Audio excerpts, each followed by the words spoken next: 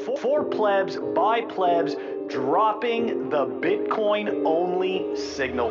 Pleb Underground. Welcome everyone to the Pleb Underground.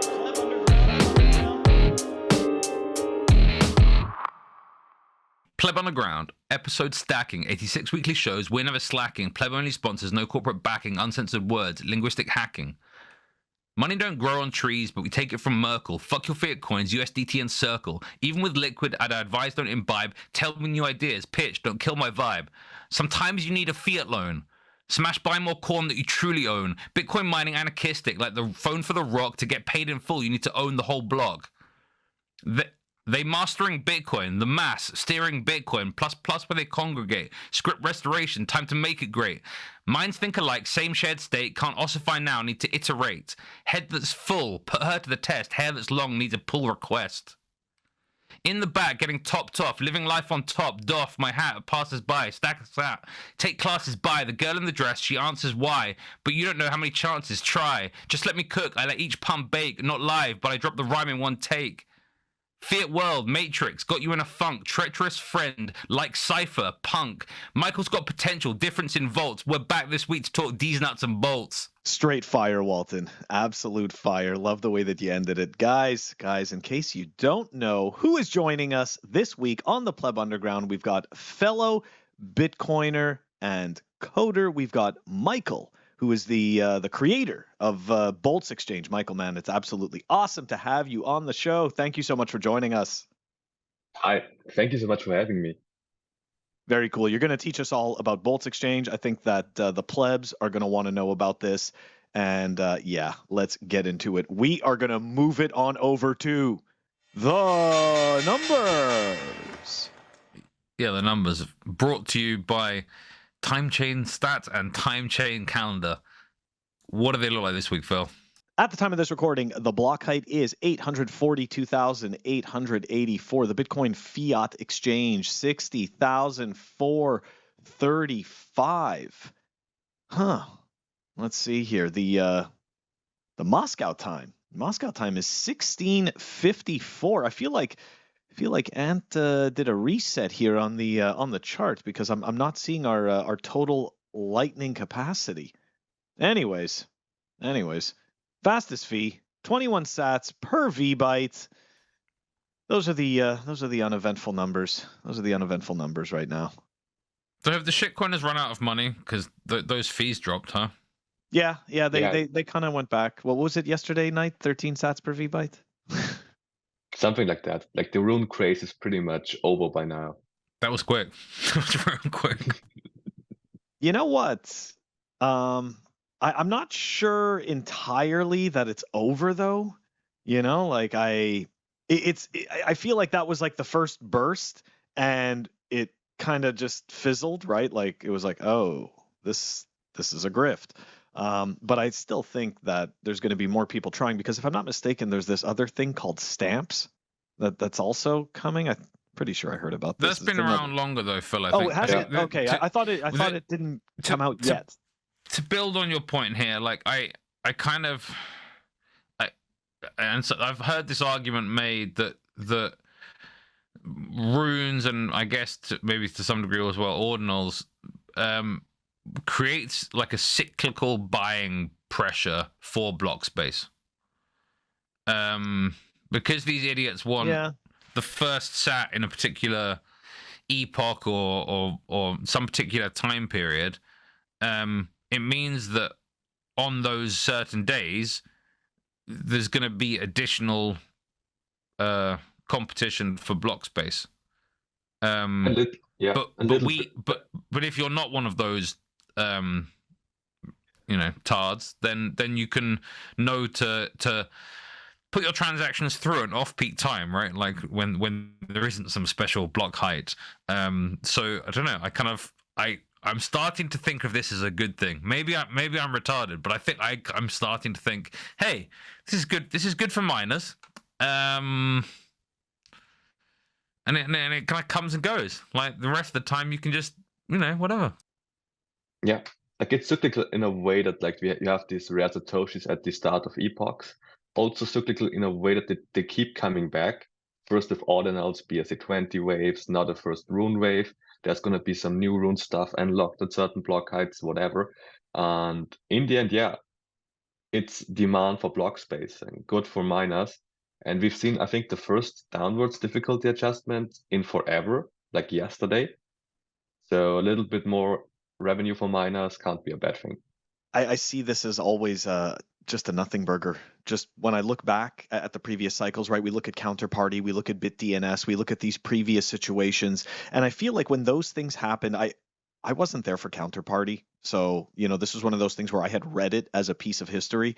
So I don't know how big the noise was in comparison to the noise around, runes, let's say today, or, ordinals and stuff like that today. I don't know if it's even comparable, right? Because the market was so much smaller, right? There were so many less participants. And the other thing is this, right? The thing that's difficult to accept is that, there's a certain amount of degeneracy, in quotations, in our society, right? In all societies. So yes, it's I guess I would say it is an act that seems to have absolutely no real benefits, but yet people partake in it because it's fun, and I guess that's its benefit for whatever those participants are thinking that is fun. Because personally, I just don't get it. You know what I mean? Like, I don't get the fascination. I'd rather actually have Bitcoin, than have like really small amounts of Bitcoin that I spent a lot on because there's some pointer that, it has an idea around it that it's collectible. Phil. Like, I don't get it. Does anyone disagree with that though? I don't think anyone disagrees. No, but that somebody it's does. retarded. No, but people do disagree with that. The people that buy into this, like. Anyways, it doesn't matter. No, they just think someone else understands it even less. Like it's like I guess like me, right? And I don't get it. So I'm gonna have fun staying with my satoshis that aren't dust transactions, because that's pretty much what that is. Okay, let's take a look at the first numbers article though. Unless you had something else to add. No, you go. Okay. I have a numbers article as well, but you go first. I think I have. Last. I think I put both of them in, but okay, you'll hear. Let's go. Walton, I don't know if this is. I'm pretty sure you put this link in. So this is. I don't know if that's the numbers article you wanted to look at. It's an anniversary. Yeah. Yeah, that's right. 2 years.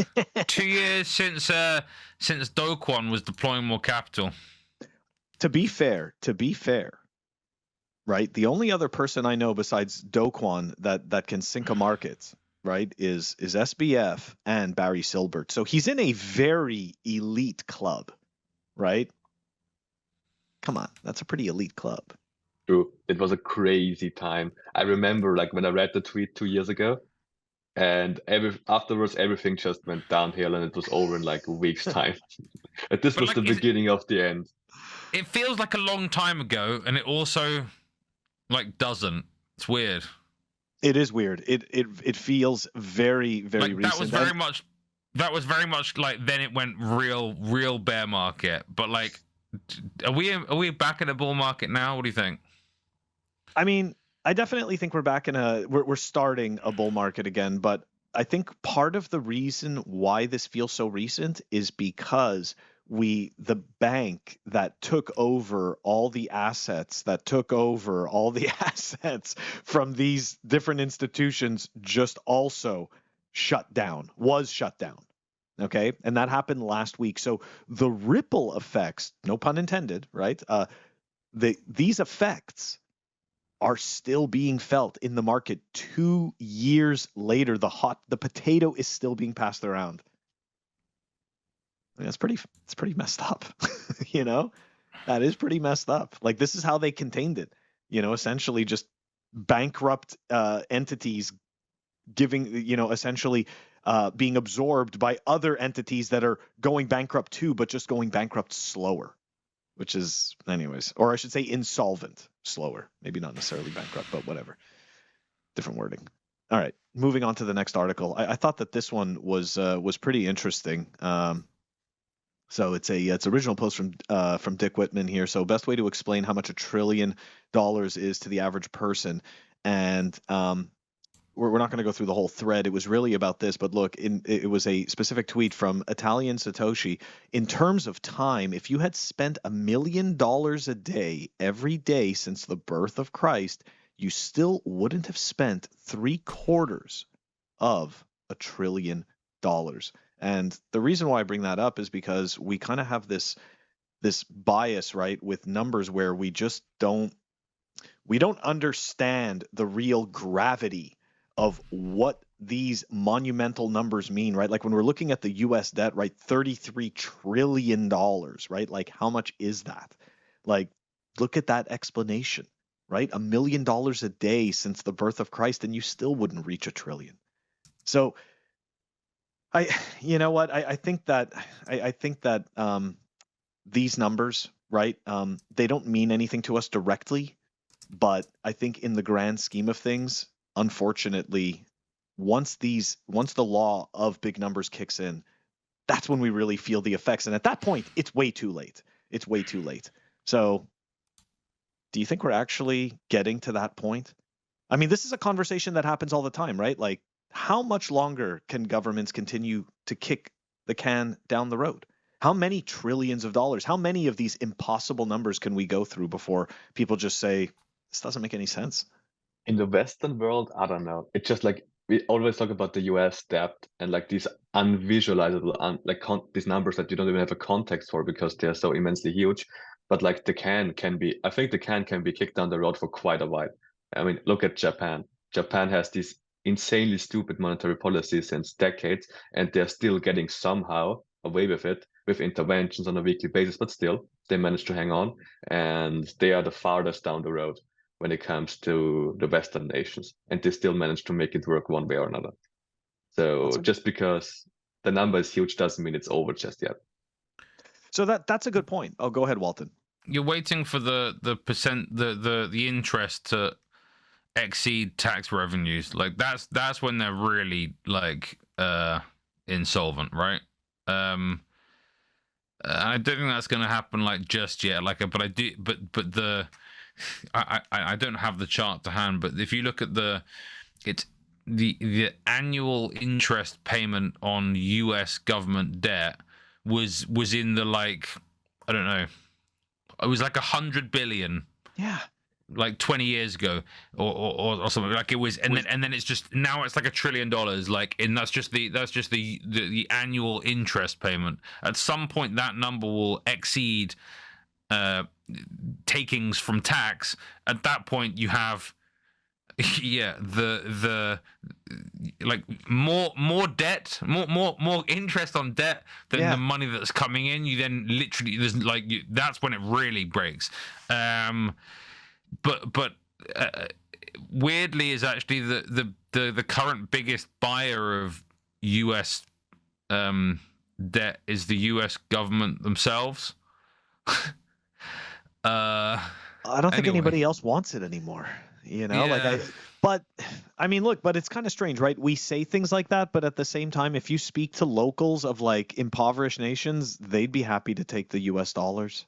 So, but what happens is at some because point, their like, dollar no is one so wants, much worse. It's so.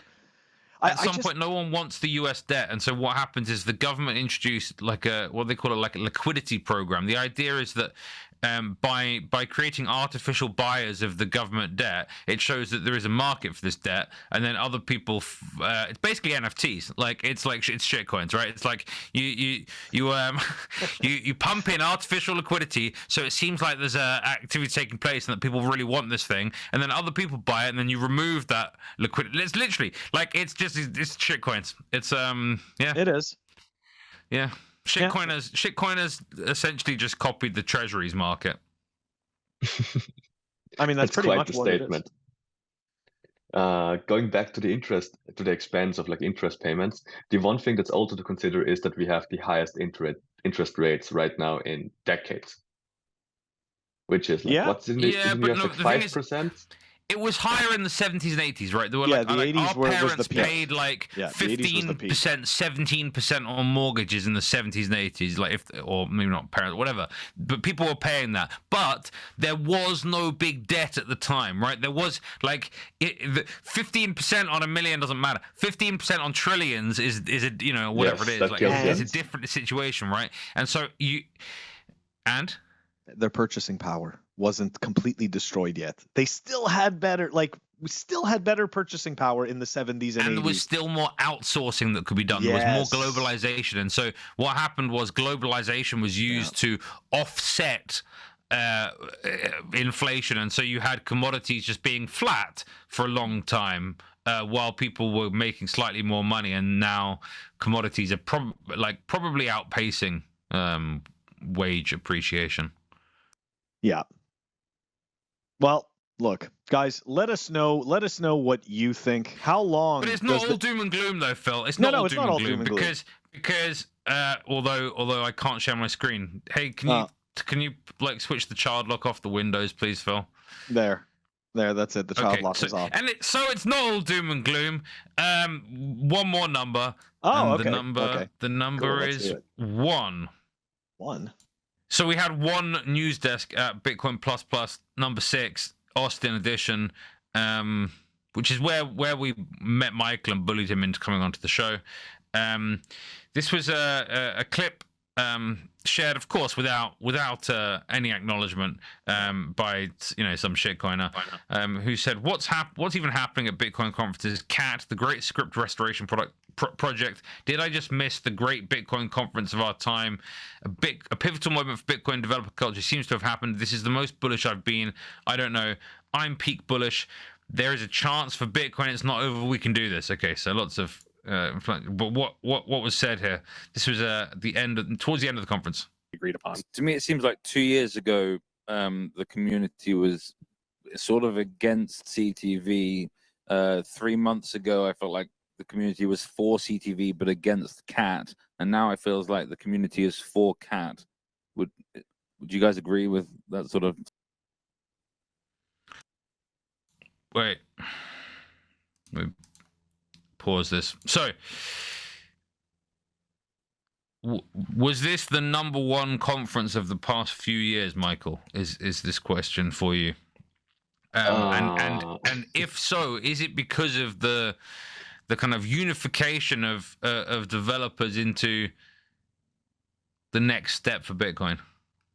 As a technical person in the Bitcoin space, it was definitely one of the very best ones I've ever been to.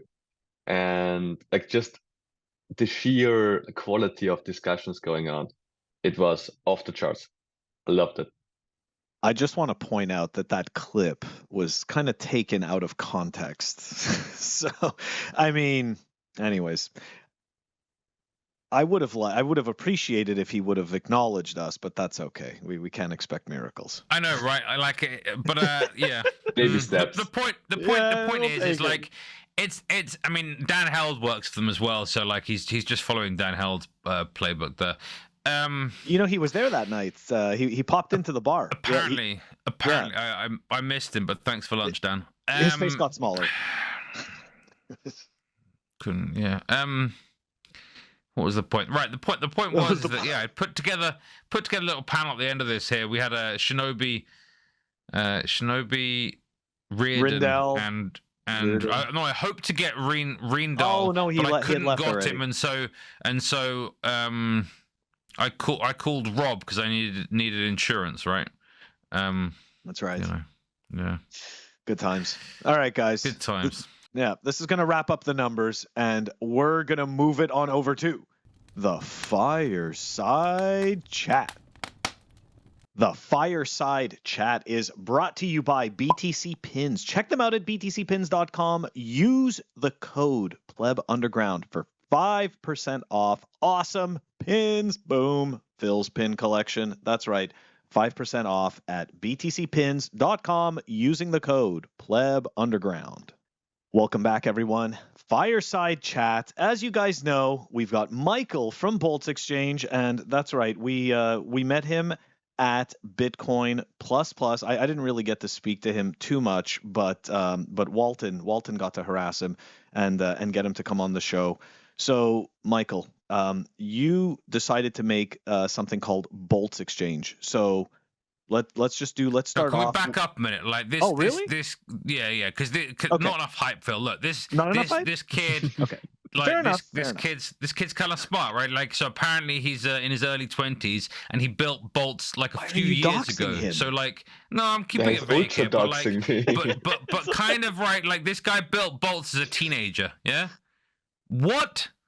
What? Like what? Like this new thing that like people are like, oh, I love Scamson Mao and his Aqua Wallet. Like Aqua Wallet basically is just a wrapper for like Michael's tech. Boom! Look at that. What's... I mean, it's okay. There's been All right, Lightning Loops Walton's going to be existed your for a while, unofficial but hype like. man. Lightning Yes, Loops I'm existed for a perfect while, right but now. it's kind of clunky. Like what Boltz is really cool. Tell us about Boltz. How did it all start? And like why don't you have any competition? So basically, how did it all start out? It was the year 2018, and I played around with Lightning because I got into Bitcoin and transaction fees were high. So that sucked. And Lightning was like the cool new thing. Everything is going to be awesome in 2 weeks' time. And Lightning launched on mainnet. I played around with that. It was all fun and games, reckless, and the spirit back in the day was super fun. And me and some friends wanted to build a wallet, like a Lightning wallet in the very, very early days. And we figured out soon enough that Lightning sucks really bad on the end user side. When you don't have any kind of service provider, any kind of the service that we call LSP now, it's bad because you need to manage your own channels, need to manage your own email liquidity. And we figured out pretty quickly that we need some kind of service that acts as a counterparty for liquidity management. And this sidecar service that we happen to need for the wallet became Boltz. And we figured out that, hey, just this side thing is actually pretty useful, not just for us in our wallet endeavors, but for pretty much everyone building on Lightning. So we scratched the wallet entirely and just do the Boltz thing now, since I think we launched on mainnet in 2019 and have been operational and up ever since. Okay, so we have. I know what Boltz is. I've used it a couple of times, and we also talked at length in Austin about the mechanics of it. But for our viewers out there, or listeners that aren't currently users of Boltz, what is Boltz? What does it do? And how does it work? Because I was. It seemed like a very elegant solution when you explained it to me in Austin. I want you to share that if you can. Sure. So what we are doing is on a technical level called submarine atomic swaps. What this actually means is you have your Bitcoin on the different layers that are out there. One can debate the exact definition of a layer 2, but let's just say for simplicity's sake, these are the layers of Bitcoin. You have the main chain, you have Lightning, and you have, in our case, the liquid network. And you can have your Bitcoin on those 3 different layers. What we allow you to do is that you can move your Bitcoin from one layer to the other in a seamless and fast way. We do that with those submarine and atomic swaps. So it's trust minimized in every way possible. And we cannot take your coins. We cannot shotgun KYC you. Either you get your desired outcome of the desired amount of BTC on the desired layer, or you get your money back. And that's enforced with cryptographic scripts on the chains on Lightning. And it uses HTLCs, is that right? Exactly. The way it works in the Lightning scenarios is that the way you do the routing on the Lightning network, where you send from one node via the other until the payment reaches its final destination. What we basically do is, when you send a Lightning payment to us, we hold the payment at our node and do a Lightning-esque, Lightning-ish forward to a blockchain in an HTLC on-chain script. And when that on-chain script is redeemed, spent to your own wallet, what we can do is solve all the HTLCs on Lightning. So basically what we do is we either add an extra lightning hop with big quotation marks for simplicity's sake to the route, which is like on-chain, or the lightning payment starts with an HDLC on-chain, and we forward in quotation mark that on-chain payment via lightning, and everything is done via HDLCs. So, okay, because I was just looking at the website now. So where does the essentially, like, where does the liquidity come from? We are the counterparty for all of the, yes, that's the way it is right now. We want to get away from that eventually, but Lightning is hard. Lightning is hard as it stands right now, even if you have a centralized point that manages liquidity in an efficient way, and distributing Lightning services through to third parties who you don't know and who don't have the reliability. Even if it's trustless, it's still a question of user experience, of reliable and fast payments on Lightning, and having the inbound to receive whenever, however much. These are not given on the Lightning Network, so it's hard, even as the centralized service, to be on the good side when it comes to UX. And if you want to distribute those, it gets a lot trickier really quickly. Just because you have a Lightning node doesn't mean it's actually any good. Yeah, exactly. That's what you end up learning when you run your own node, right? Like, at least in my experience, until I started to connect up to bigger LSPs, right? I kind of had hit or miss when I did transactions, and I'm talking about, this is going back to like 2019, right? So 2019, 2020, that was essentially my experience until I connected up to some bigger nodes. So that does make it challenging. Let me ask you this: what was if you could share this, what was the biggest challenge that you had in building this product? The biggest challenge is that it was, and it still is, Bitcoin script, basically, because if you, I don't know, build a nice REST API, there are countless documentations and docs and tutorials out there for that. So you pretty much can make it up on the go. But if you write Bitcoin script, it's a very niche thing to do. There's not that many resources out there, and the debugging experience is basically hell on earth. And if you make one mistake, it's over. Coins are gone forever. No recovery path. It's over. So you have to get it right the first time. And even if it looks simple, it's still tricky to actually implement correctly and get everything right. So let me ask you this. Would Rusty's script restoration project, does that somehow impact what you can do with Boltz Exchange? Is that does this fit into essentially what you can do with Boltz Exchange, or is that this doesn't change anything for you guys? Right now, we managed to get by with the very limited capabilities of the Bitcoin chain. And it's okay, because we use HDLCs, which is a very similar primitive to the way the Lightning Network works. And since it works on Lightning, we can also do it for our stuff fairly well. That doesn't mean, though, that you can't improve user experience once you have more scripting capabilities. We are, as I said, we are also on Liquid. And on Liquid, we have some really cool features planned that use the Covenant and scripting opcodes that are live on Liquid already. Liquid basically did partly the great script restoration already. And you can do pretty cool things with that. We get by as is, but more scripting capabilities always means better UX, or at least the capability to build better UX, because it just is so much more free to have expressive scripts that mean more than either you give me a secret or time lock. That's what our scripts do right now. If you have a great script restoration, we can do much more expressive things. What does Boltz Exchange look like for you as a matured platform? Like, what does it look like for you? From an operational standpoint, the day-to-day? Yeah, or maybe not even necessarily from that standpoint, like maybe as a user experience. Like, what is you know what I mean? Like, what is the final form, right? The arc of Boltz Exchange. At the final form, what do you envision as the final form? Yeah, right now it's mainly used through our website, which is because it's easy and it's like a website. It's easy to use and instantly there. But it's not the final form. The final form goes rather towards I think it was already mentioned that the Aqua wallet, where it works behind the scenes, it does stuff, and like it's abstracted away from the user, where you can just have a single unified balance, and you can send to the main chain, you can send to Liquid, you can send to Lightning, you could send to, for example, an ARC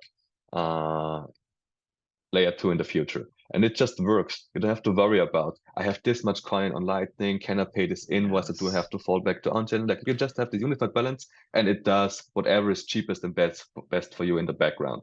There are, of course, trade-offs when it comes to security assumptions and actually making this work beautifully. But in my end vision goal is exactly that. A single unified balance in a simple wallet that just handles things for you. I love it. I absolutely love it. Sounds and quite normie friendly, right? Yes, I mean, that's the idea. That's it. Like, But that's it, right? Nobody wants to know what's going on under the hood. Sorry, Michael. Exactly. I can't tell my mom that, hey, you go buy a Raspberry Pi now, set up Bitcoin Core, compile Core Lightning from scratch, do a couple Python plugins, and then you might be able to pay me. That's not the UX that you can actually give to, like, recommend to anyone. Also, like Phoenix did an awesome job with putting everything on Lightning, which is. But it's expensive, right? It's expensive. But like, you pay for the user experience. And if you have a different approach, like the one that we are taking, you have competition, and competition is eventually good for the market. So, okay, so let me ask you this, right? Because you mentioned trade-offs, and I think that that's something that that Bitcoiners talk about more often than a lot of shitcoiners, to be honest, because they're always just trying to tell you why their thing is so amazing. But Bitcoiners often talk about the trade-offs. Now, you are choosing, in my eyes, right? You are choosing the better user experience, right, over the more unpolished, configurable type of hobbyist approach. Now, let me ask you this, and personally, I don't have a preference because I'm a techie, and I also really appreciate open app, press button, thing works. So I'm totally good on both ends. So why did you pick that direction? Right? Because some people genuinely pick more the hobbyist approach, right? The tinkerer approach, and that's perfectly fine. I just want to know what your reasoning is behind it. Basically what this is all referring to is that we integrated Liquid for the swaps, like roughly a little over a year ago. And the reasoning was that back then, a year ago, we were in the middle of the ordinals craze, and like fees were consistently over 200, 300 sat per VByte. And we were thinking, fuck, this is actually killing us. Nobody wants to do anything on the main chain, and everyone on the Lightning Network is literally just sitting there and waiting it out.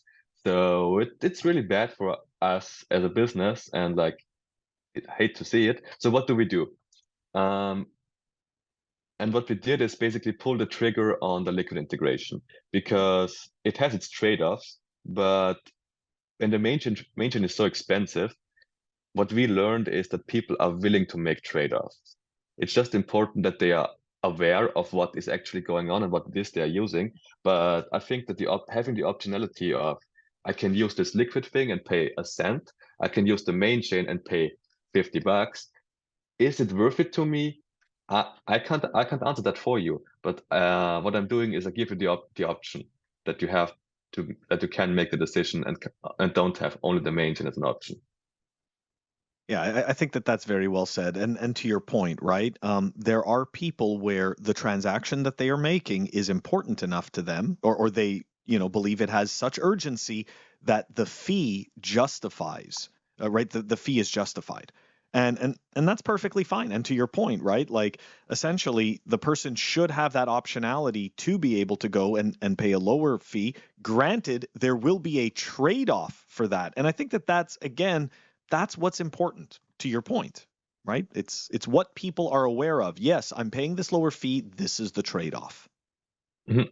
Yeah.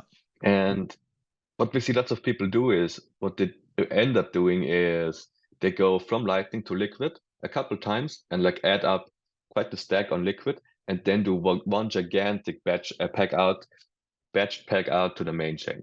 So you pretty much did you defer the demand for main chain block space until it's convenient to you, and you can have like a smaller percentage that you pay in main chain fees, because if you do .1 BTC, the percentage of minor fees you pay is not 0, but if you do a whole BTC, it's like a 10th percentage wise.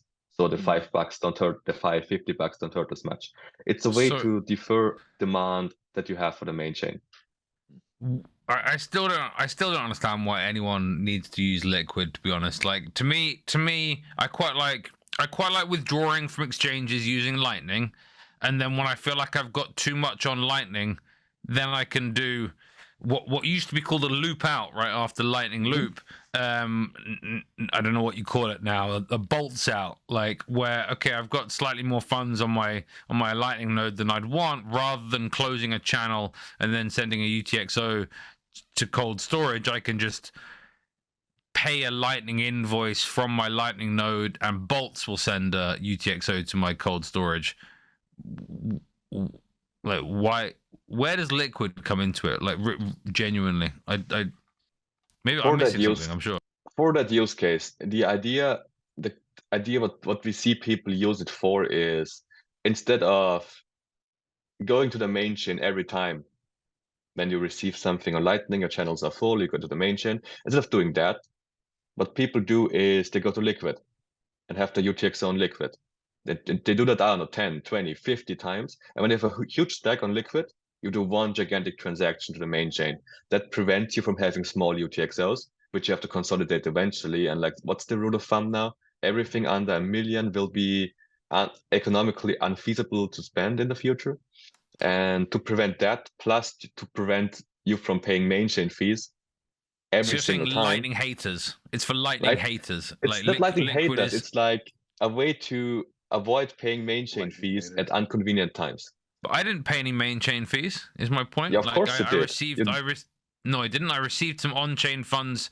I received some Lightning funds, and then at some point I pay one miner's fee using Boltz, and I can send like an atomic multipath payment from multiple Lightning channels on my Lightning node through Boltz and get one UTXO. At what point there's no need for Liquid for me. But for you there's not. But imagine you run, I don't know, as a merchant, and you have the need for inbound liquidity now. You have to get some. You have to be able to receive. You have to get some inbound now. I have more inbound liquidity now because I sent it away from my channel. Hold on. So imagine scenario: you have no inbound anymore. Main chain fees are 500 sat per VByte. If you do it a swap to the main chain, it's going to cost you $100. If you do a swap to Liquid, it's going to cost you $0.01. What do? Do you want to spend the $100 for doing this thing right now? Or do you keep your stack on Liquid for a little while and go to the main chain whenever it's convenient? Some of this is about individual risk models, right? It's like, where do you consider your funds to be more secure? Do you consider it to be more secure when you're using your own Lightning node, or do you consider it to be more secure when it's being looked after by a secret federation? I mean, I know my answer, but yeah, it depends. It depends, because like what you gotta think of is Lightning nodes are mostly on servers online 24/7, and like the hottest of hot wallets you can imagine, because it's not only on a computer connected to the internet. The Lightning node itself actively talks to other peers on the internet all the time. For now, like it's the right? hottest of but hot soon wallets. You're going to be able to open Lightning channels using like cold signing devices using PSBTs, I believe. Yeah, then you can open, but like still, the channel itself is super, super hot. And then you have the risk model again of, do I have some hardware wallet and coins on Liquid, or do I have the Lightning channel, which is like 24/7, always hot wallet? It's trade-offs. I'm not here to tell you what you're supposed to do. I'm just here to give you an option. That's okay. Just in the interest of journalistic integrity, can we clarify if you've ever taken any payment from Blockstream or any of their associates? I haven't. Okay. Would have loved to get paid for that, but we don't get paid from them. So he's paying for Liquid, they're not paying for him. All right, it's clear. Walton. Oh God. Oh God! All right, you have any more questions for Michael? No, I just want to say thank you for building such an incredible tool and putting up with my questions. Thank you. Thank you. So In the end, the direction we want to go in the future is not just Lightning, though. We are very optimistic on the future, layer 2, side chains, spider chains, whatever the hell they are called. And what we want to become is like this bridge for all of them. If you want to go from, I don't know, the main chain to this cat VM rollup to Lightning to RSK You're and like then the back to the main ladder chain. between all the Basically, levels. exactly. let's just not fuck with the minor incentives. How about that? Let's just not fuck with Okay. the minor incentives. That'd be great, but like in the end, even if you fuck with the minor incentives on your weird side chain, we are still On cool. your weird side chain. But that's I the love basic it. idea. That's the basic idea. Oh God, that's absolutely awesome. Okay, so Michael, where can people, if people want to get more information, if they want to harass you, where do they find you? Where do they find more information about the Boltz exchange? You can find us at bol.tc or boltz.exchange on the internet. We have everything. We have everything from our blogs to docs, Twitter, Nostr, fucking email addresses. Everything is on that website, either at the top in the navbar or in the footer underneath. And you can find us on pretty much everywhere based on the website. Absolutely awesome. All right, we are going to have the links to that in the show notes, guys. This wraps up the Fireside Chat, and we are going to move it on over to REKT. Welcome back to REKT, sponsored by Proof of Ink. Proof of Ink are the coolest sponsor in the world because they gave us some extra money last week to pay for some drinks for a bunch of people at a conference, and that was very cool. So thank you, Proof of Ink, and all of your associates, Selly, etc. Yeah, but if you go to proofofink.com, you can see a variety of merchandise, including PlebUnderground collaborations, the hoodie, the t-shirt, all of the goodies. 5.8% off if you use the code PLEB. That's proofofink.com. Check them out. Welcome back to REKT, where I'm going to first start with, who was REKT this week? I think anyone who didn't go to Bitcoin Plus was REKT, so we know that's a good start. So that's quite a lot of people, and then like all the shitcoiners are REKT, because They're just getting wrecked, and so like what's left, right? Well, it's Bitcoiners trying to do real things, right? Like privacy tech, right? The samurai guys have been locked up, and there's now additional legislation trying to get pushed in the US.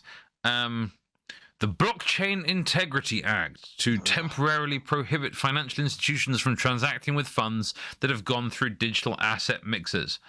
I mean, this kind of thing already exists a little bit, right? They hate us. Put funds through some sort of privacy solution, then you're not allowed to send it to an exchange. Or rather, you're not allowed to send it to a certain exchange, but another exchange will take it somewhere in the world. So I don't know. To me, this stuff hurts the country that the laws get set in more. It hurts those citizens more than anyone else. Those citizens, if they have enough money, will move, and if they don't, they're going to get wrecked. Like it's. I don't know. I think there's increasing geopolitics at play. I'm not worried about this kind of stuff. I know a lot of people are concerned, and certainly if you're someone who's building privacy solutions, I understand if you don't really want to fly to the US right now. I know one Bitcoiner for whom that was the case last week. Gents, what do you think? Yeah, I mean, look, I think that this is one of those situations that pushes innovation. It's one of those situations where we need another faceless person to produce a protocol that cannot, or a software product that cannot be stopped, right? Like another Tor type of thing. in terms of privacy solutions. Now, I do know that there was some talk at the Bitcoin Plus conference for a decentralized collaborative spend solution that does not have a central coordinator. So I don't know how far the Mr. Testnet got in the theory behind this, but I have hopes. I have high hopes that these conversations are going to spur the next piece of innovation, because look, the governments are never going to stop, right? Like this infringes on their ability to enforce complete control. Like that's not what works in a system like this. So yeah, there's a reason, right, that they can't stop Bitcoin, and we unfortunately need unstoppable privacy tools as well. Anyways, what are your thoughts, Michael? Completely agreed that the time of the centralized coordinator of collaborative spend transactions, that is over. Right now, there is only like join market left, which is without centralized coordinator. So that's super nice. And there have been efforts of making it actually nice and usable with a clean UI for ages.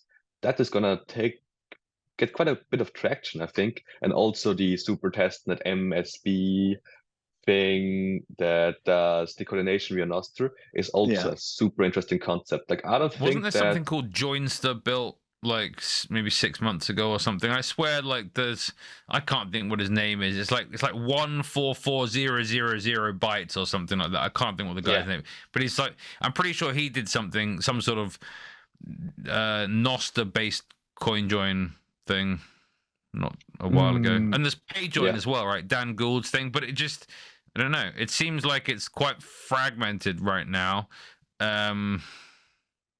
Yeah, Samurai and Wasabi were the main two players, and everyone was just like periphery. So it's about time that something new comes up and takes the reins. Yeah. Maybe it's the MSB thing, maybe it's join market, maybe it's PayJoin's getting adopted, who knows? But like, the demand is there. It's just a question of who fulfills it now. Yeah. I think it's a good thing, right? If you have the attention focused on two companies that have centralized coordinators that have marketing money, then you're going to have everyone flocking to those tools.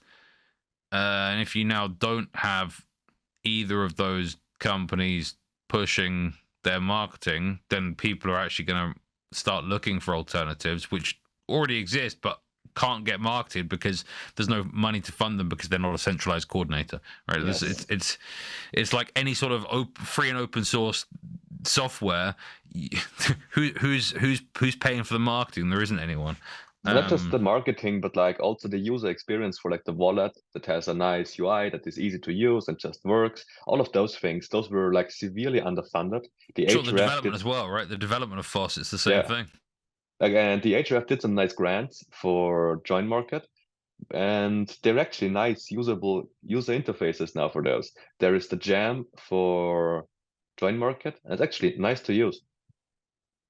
It's a viable alternative that you can use today. Just a question of how do I get my Wasabi funds to the jam thing, and where do I get started? It's all about documentation now and making sure that people find their way. Can Boltz be used for privacy? Like if you do a swap in a couple of different ways, like surely you've kind of broken the link between your UTXOs. You broke the link of the UTXOs, but we're not the privacy solution because you still leave a trace on the Lightning nodes on the route at our server, and we are not blinded the same way a coin join coordinator is blinded. So you leave a trace. It's just to the unknowing third party watching the chain to which the link is broken, but it's not broken in reality. And don't use us as privacy solution. That's not what it's meant for. Yeah, definitely the coordinator is the central point of failure. Whether or not the coordinator is blind to the U.S. government, they don't. I shouldn't even say to the U.S. government, but to the regulators, they don't give a shit. You know, like that's to them, like it doesn't matter. It's this entity, whatever it is, and it is coordinating, right, transactions. So yes, it's very bad. Yeah, it's their language versus our tech. You know? Yeah, exactly. We've been horrendously bad in this industry for decades when it comes to naming things. and coordinate. Like it's called coordinator.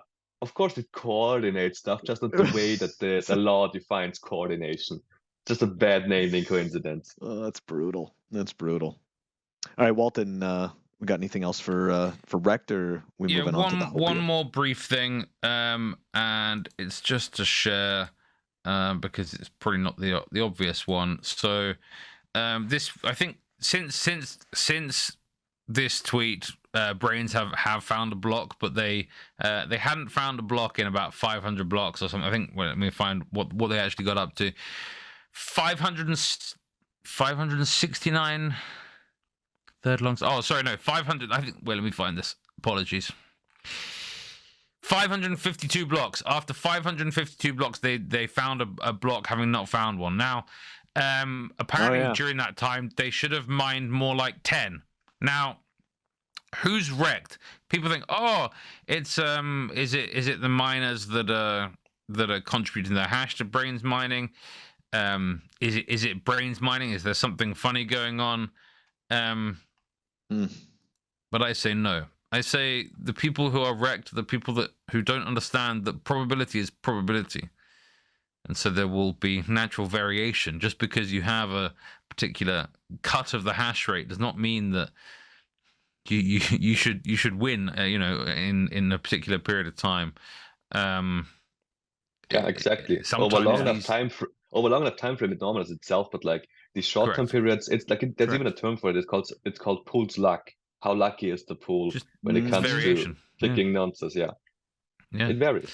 Now, I'm pleased someone does track these things, because maybe it means that then if you are pointing your hash at a particular pool, you want some analysis done to see maybe are they cheating you somehow? Is there something funny going on?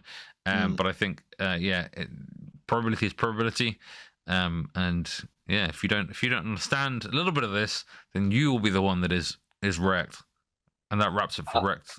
All right, guys, that wraps up REKT, and we're gonna move it on over to the Hopium. The Hopium. The Hopium is brought to you by CypherSafe. Check them out at CypherSafe.io. The pet rock enthusiasts in disbelief. Check out the Bitcoin Rolo Triangle. That's right, guys. 16 ounces of solid titanium. Beautiful craftsmanship. Check it out at CypherSafe.io. That is the Bitcoin Rolo Triangle. Here we go. Let's dive into the Hopium. I don't know. I feel like this week there isn't really. I always feel like, Walton and I, we've had this discussion before. There's always just so much more REKT going on in the space and around the world. So Hopium is kind of like, it's kind of tough to come by, but there's always some, and we can always comment on it. So just in passing, right? 46% of Bitcoin circulating supply hasn't moved in 3 years. And I'll tell you this, I know it seems counterintuitive, but the more that NGU, right, the number go up, does its thing, I actually believe that less and less of the circulating supply is going to move, because as it continues to gain in value, you simply just, for the people that are choosing to spend their Bitcoin, they need to spend less and less of it, right? Because it's actually gaining in value. So yeah, I think that anyways. I don't know. Like, to me, like, this is just par for the course. I'm like, yeah, of course. There's really not that much moving. This doesn't surprise me. Phil, what are your thoughts? Given that it's a UTXO model and not an account model, I slightly disagree, because you've got to chip a piece off the old block, so to speak. Like, you've got to chip a piece off that old coin. You can't. So therefore, you have to move that old coin, and so then that bit of the supply has moved. Does that make sense? So it's like, let's say you've got some, and like, if you've got lots of small UTXOs, fine. But if you've got like, I don't know, one stash from a long time ago, and then you go, I'm going to move it, then that's quite a big cut that moves. And it doesn't mean that that's all getting spent. They might just be creating a new wallet and moving it. Yeah. It might still be in cold storage. It might be in more secure cold storage than it was before. That's true. I don't know. This is why it's Hopium. It's a bit of a gray area. It doesn't mean what it says, Yeah, it's a gray area. Is this by total Bitcoin, or is this by number of addresses? Like, I'd be more interested to know, like, Like, do you see what I mean? Like, if it was based Yeah. on by addresses, I'd be more interested rather than like total Bitcoin. Like, what percentage of UTXOs haven't moved, rather than like what percentage of Bitcoin supply hasn't moved. Would I think be more of an interesting metric? But anyway. Yeah. Yeah, I don't know. I'd have to go and see what they're actually using to count as these long-term holders, right? Either way, it's, to me, again, this is why it's Hopium, right? Because you kind of see a headline like this, and essentially, if you're believing, right, that everybody is just buying, holding Bitcoin and accumulating it, well, then this serves your narrative, right? It's like, oh yeah, look at that, see? Everyone's just using it like gold, like digital gold, So anyways, whatever. Yeah. Anyways, again, nothing burger, gray area, it's subject to interpretation. Now, let's get into some of the more ETF garbage, right? Because as you could imagine, the Hong Kong ETF was kind of a nothing burger so far, right? It's been 3 weeks. And we're kind of at that, like if you already weren't at the zero fucks given point, you're probably there now.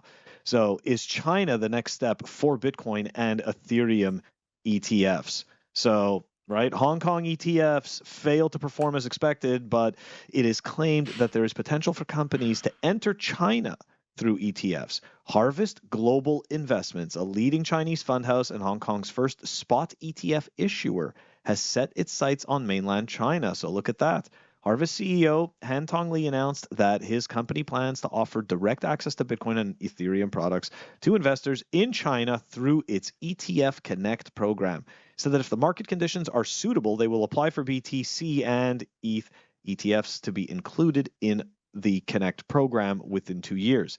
Since the regulatory environment in the mainland is quite uncertain, the Stock Connect program could be a pioneer in regulating cryptocurrency investments, especially Bitcoin and Ethereum. So again, right, the writing is on the wall, right? The institutions are simply just, as has been happening for years. This is all just what they're telling you is, we're building out the legacy landscape to include all of this, but we're still using this type of language to keep you away and keep you uncertain. And for the people who don't know who Harvest, this Harvest Global Investment Company is, right? They've got $121 billion under asset management, and their major shareholders include the China Credit Trust, which is essentially the Chinese government, okay, Lishan Investment Co., and Deutsche Bank.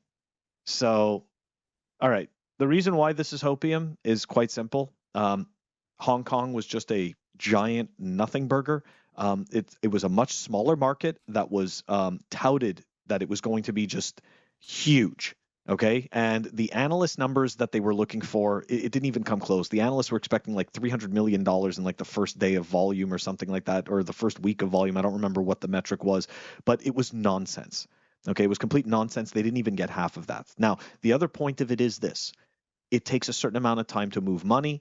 The argument could be made that the money, in the grand scheme of things, hasn't begun to move into the Hong Kong ETFs. Another narrative. I was talking to a fellow Bitcoiner. They said, "Well, you know what? Hong Kong doesn't have GBTC.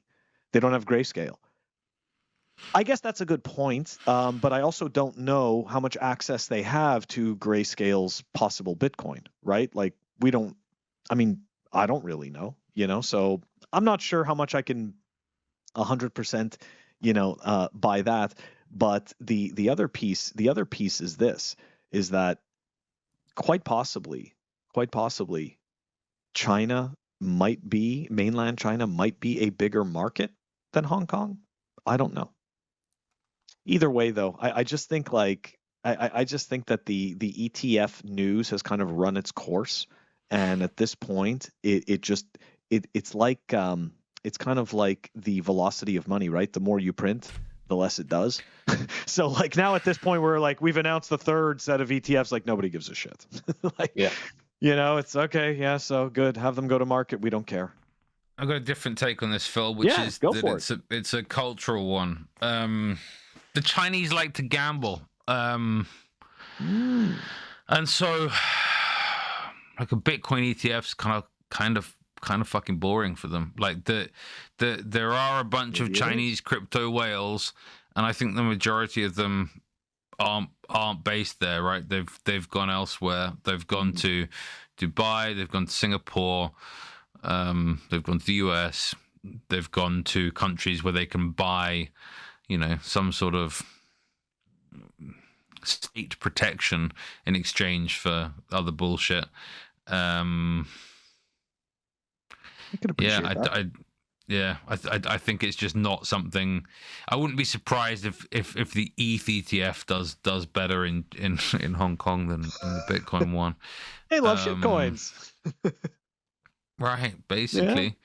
Yeah.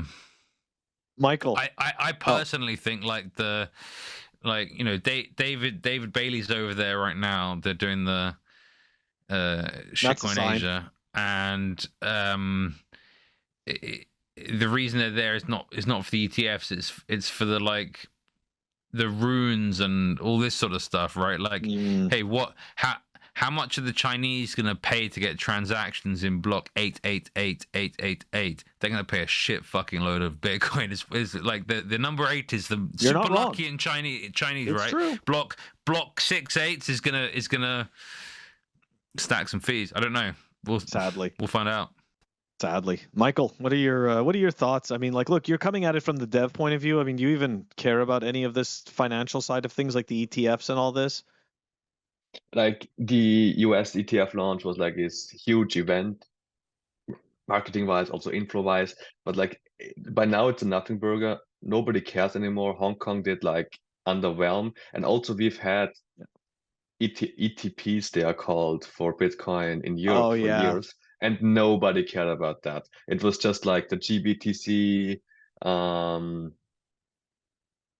withdrawals. I think in the Canada US, had one too. The huge names. Canada had one too, but nobody cared about those. There are a couple millions in there, but cool, whatever. In the end, the US was the real big thing that has been hyped for since I'm in the space. Now it has happened, and sure, Hong Kong do its thing, mainland China with some Connect program, whatever. Yeah, maybe it's gonna have some volume, but in the end, the US was the big thing to get going. Everything else is pretty much following along. Yeah, I definitely. I think you're right. I'm looking forward. I'm looking forward to no longer bringing up the ETFs because it's just been going on. There, Phil. We're kind of almost there. We're so close. We're like so close. Don't worry. The bull market. 2 more weeks. The bull market kills the Bitcoin ETFs. Anyways, guys, not only that, but the Bitcoin ETFs have also killed and ended this episode of Pleb Underground. And before we sign off, Michael, one more time, how do the viewers and the listeners, where do they find you? What's the best place to reach you? Show your stuff. Okay, chill section. You can find us at Boltz Exchange, and all of our socials, blogs, everything is linked there. And they can find me on Twitter at Michael1011AT. Yeah, that's pretty much it. That's all I have to say. Thank you so much for having me. Sweet. And have a good one. Dude, absolutely awesome. And, thanks, Michael. And guys, don't forget to check us out on our audio-only platforms, Apple Podcasts, Spotify, and Anchor. If you want to stream us sats, check us out on fountain.fm. You can stream us sats through Breeze. Walton, how do we end this? Fuckshitcoins.com. Please like and subscribe. We will see you next week. More toxic than the most toxic Bitcoin maxi, yeah.